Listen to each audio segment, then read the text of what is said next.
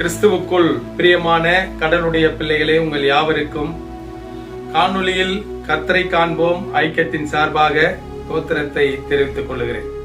இந்த நாளுடைய சிந்தனை, இந்த உபவாச காலங்களில் இந்த பரிசுத்த வாரத்திலே வாழ்ந்து கொண்டிருக்கிற நாம் இந்த ஆண்டிலே இந்த நாட்களை காணவும் கடக்கவும் தியானிக்கவும் ஆண்டவர் பெரிய வாய்ப்பை கொடுத்திருக்கிறார். இந்த பெரிய வெள்ளியிலே நேற்று இரவு நேரத்திலே நடந்த சம்பவத்தை மத்தேயு நற்செய்தியாளர் 26ஆம் அதிகாரம் 36, 7, 8, 9 36, 37, 38, 39 இந்த 4 வசனங்களிலே, அப்போது இயேசு அவர்களோட கெத்செமனே எண்ணப்பட்ட இடத்திற்கு வந்து சீஷர்களை நோக்கி, நான் அங்கே போய் ஜெபம் பண்ணும் அளவும் நீங்கள் இங்கே உட்கார்ந்திருங்கள் என்று சொல்லி பேதுருவையும் செபதேவின் குமாரர் இருவரையும் கூட்டிக் கொண்டு போய் துக்கமடையவும் வேகலப்படவும் தொடங்கினார்.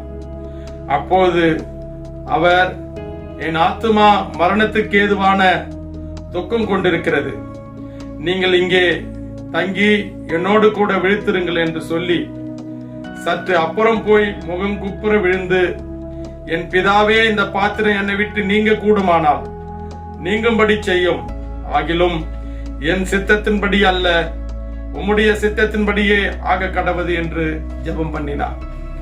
எனக்கு அன்பான இறை மக்களே, இயேசு கிறிஸ்து கெத்செமனே தோட்டத்திலே ஜெபம் பண்ண அந்த சம்பவம், ஒரு மனிதனுக்கு எப்படி மரண பயம் ஆட்கொள்ளுமோ அதே போல பயமும் திகிலும் துக்கமும் வேதனையும்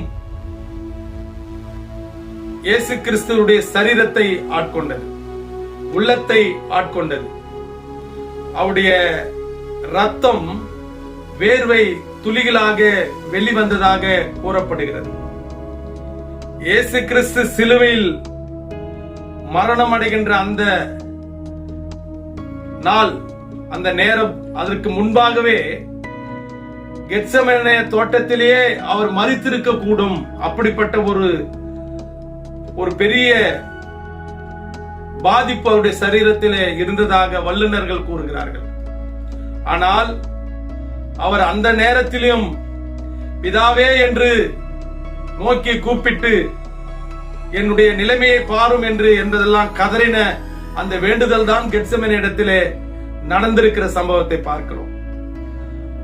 ஆகையினால் கடவுளுடைய பிள்ளைகளே, இந்த கெத்செமனே ஜெபத்திலே நாம் கற்றுக்கொள்ளுகிற பாடம் என்ன? அவர் உங்களுக்காக எனக்காக அவர் மரணம் அடைந்தார். 100% son of God, 100% son of man. இந்த உலகத்திலே 100% மனிதனாகவும் 100% கடவுளுடைய குமாரனாகவும் அவர் செயல்பட்டார். மனிதனுடைய வேகலம் என்ன, துக்கம் என்ன, மரணம் என்ன, பயம் என்ன, இது எல்லாத்தையும் மனிதனுடைய காரியங்களை அறிந்து அவர் அந்த பாதையிலே செயல்பட்டதாக திருமறையிலே பார்க்கிறோம். ஆனாலே உனக்காக எனக்காக அவர் மரித்து நாம் மரணத்தை குறித்து பயப்படக்கூடாது என்ற சிந்தனையை வெளிப்படுத்துகிறார். அவர் நம்முடைய பாவங்களுக்காகவும் நம்முடைய வாழ்க்கைக்காகவும் நம்முடைய தேவைக்காகவே அவர் மரணத்தை சந்தித்தார். அவர் மரணத்தை சந்தித்தது நமக்காக. நாம் ஏன் மரணத்தை குறித்து பயப்பட வேண்டும்? அப்படி மரணத்தை குறித்து நாம் பயப்படுவோம் என்று சொன்னால் நாம் இன்னும் ஆண்டவருடைய பிள்ளைகள் சொல்வதற்கு தகுதியற்றவர்கள். ஆனால் கடவுளுடைய பிள்ளைகளே, இயேசு கிறிஸ்துவின் மரணத்தை கண்ணும் கருத்துமாய் தியானிப்போம், அதன்படி நடப்போம். நீ விசுவாசித்தால் தேவனுடைய மகிமை காண்பீர்கள்.